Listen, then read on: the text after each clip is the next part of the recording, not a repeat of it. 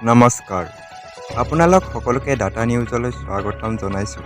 আজিৰ দিনটোৰ গুৰুত্বপূৰ্ণ বাতৰিবোৰ লৈ আহিছোঁ। অসমৰ লগতে ভাৰতৰ বিভিন্ন প্ৰান্তৰ পৰা এনেধৰণৰ খবৰবোৰ চাবৰ কাৰণে আমাৰ চেনেলটো ছাবস্ক্ৰাইব কৰি এটা লাইক কৰি দিব।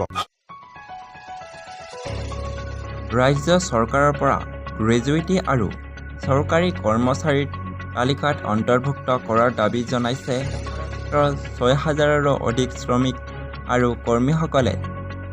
এই দাবীৰে আজি তেওঁলোকে নাগপুৰত এক বৃহৎ আন্দোলনৰ সৃষ্টি কৰিছে।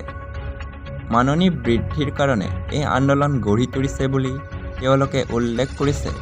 কিছুদিন আগলৈকে বেলেগ এখন আন্দোলনৰ কৰ্মীৰ খবৰ সন্মুখীন হৈছিল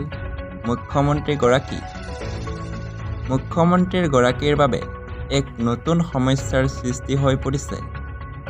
অহা 4 তাৰিখৰ পৰা অনিৰ্দিষ্টকালীন ধৰ্মঘট ঘোষণা কৰিছিল ৰাজ্যৰ অংগনবাড়ী কৰ্মীসকলে। অৱশ্যে তেওঁলোকৰ দাবী পূৰণ নোহোৱা দেখি মঙলবাৰৰ পৰা অংগনবাড়ী কৰ্মীসকলে নাগপুৰত এখন বিশাল আন্দোলন আৰম্ভ কৰিছে।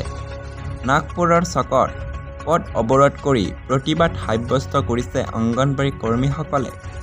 ৰাজ্য চৰকাৰৰ পৰা গ্ৰেজুৱেটি আৰু চৰকাৰী কৰ্মচাৰীৰ তালিকাত অন্তৰ্ভুক্ত কৰাৰ দাবীত এই প্ৰতিবাদ সাব্যস্ত কৰিছে।